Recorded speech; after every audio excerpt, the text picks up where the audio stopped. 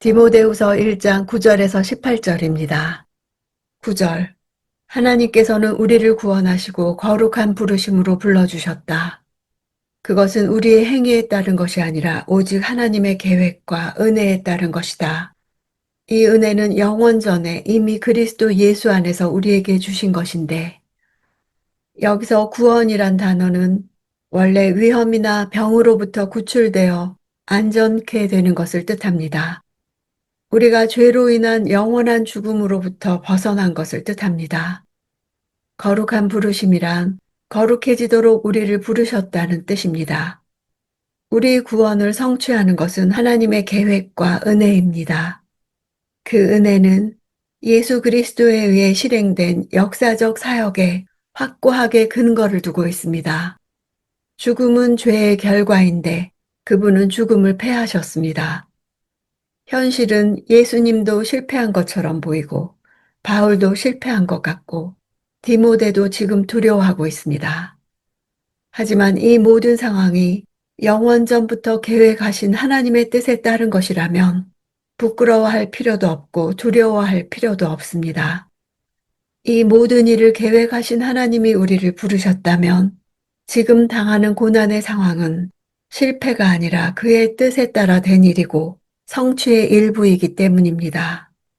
바울은 디모데가 어려운 현실만 보고 두려워하기보다는 하나님의 영원하신 계획을 보고 담대해지도록 인도하고 있습니다.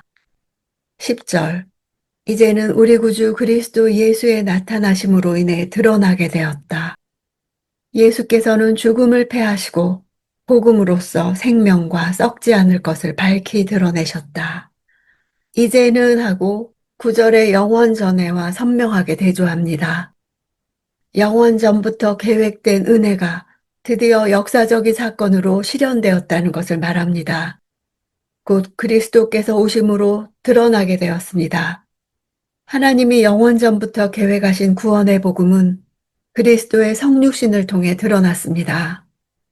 예수께서 이루신 것은 하나는 패하고 하나는 드러내신 것입니다. 죽음을 패하셨다는 것은 그리스도인들에게 육체적인 죽음이 영원한 생명으로 진입하는 문이 된 것입니다. 생명과 썩지 않을 것은 동일한 것입니다. 죽음이 썩는 것인데 반해 생명은 썩지 않는 것입니다. 예수께서는 십자가에서 죽으셨지만 영원한 생명으로 부활하셨습니다. 예수의 죽음만을 바라보고 부활하심을 보지 못하면 복음을 부끄러운 것으로 여길 것입니다. 그러나 영원한 생명으로 부활하신 예수를 바라본다면 복음은 영광스러운 것이 될 것입니다. 복음의 위대함을 깨닫는다면 그 복음을 전하다가 고난을 받는 것도 두려워할 이유가 없는 것입니다. 11절. 그리고 이 복음을 위해 나를 선포자와 사도와 선생으로 세우셨다. 바울은 사도로서 복음을 공식화했고 선포자로서 사자같이 선포했으며 선생으로서 가르쳤습니다. 사역으로서 선포와 가르침은 구분됩니다. 선포는 십자가에 못 박히시고 부활하신 예수를 전하는 것입니다. 가르치는 것은 그 후 회심자들에 대한 것입니다. 13절. 너는 그리스도 예수 안에서 믿음과 사랑으로 내게서 들은 건전한 말씀을 표준으로 삼아라. 건전한이란 단어는 거짓 교사들의 병든 가르침과 대조되는 것입니다. 표준은 패턴입니다.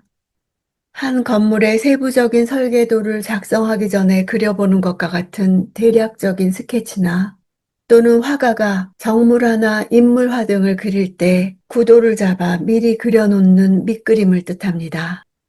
바울은 건축가나 화가가 그리는 밑그림처럼 자신에게서 들은 말씀을 표준 삼으라고 말하고 있습니다. 14절.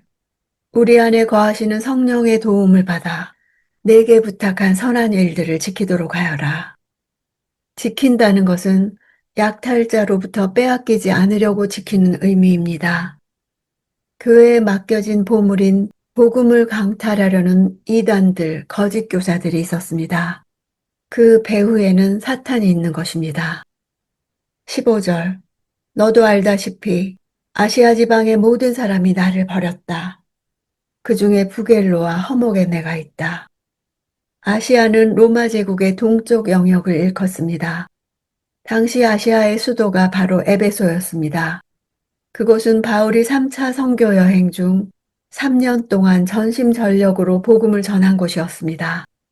복음을 완강하게 지키던 바울의 체포는 아시아의 교인들에게 이제는 그리스도교가 끝난 것으로 보였습니다. 그래서 그들은 바울이 재판받을 당시 법정 증인이 되는 것을 거절했거나 그에 대한 원조를 거부했을 것입니다. 그중 부겔로와 허모게네가 주동자였을 것입니다. 16에서 18절 주께서 오네시보로의 집에 긍휼을 베푸시기를 빈다. 그는 내게 자주 기쁨을 주었고 또 내가 쇠사슬에 매인 것을 부끄러워하지 않았다. 그가 로마에 있을 때는 더욱 열심히 나를 찾아와 만나 주었다. 그날에 주께서 그에게 주의 긍휼을 베푸시기를 빈다. 너는 그가 에베소에서 나를 얼마나 많이 도왔는지 잘 알고 있다. 바울이 투옥된 장소가 로마에 있는 그리스도인들에게 알려지지 않았기 때문에 오네시보로는 열심히 찾다가 드디어 바울을 발견했습니다. 만나 주었다는 발견하다라는 의미가 있습니다.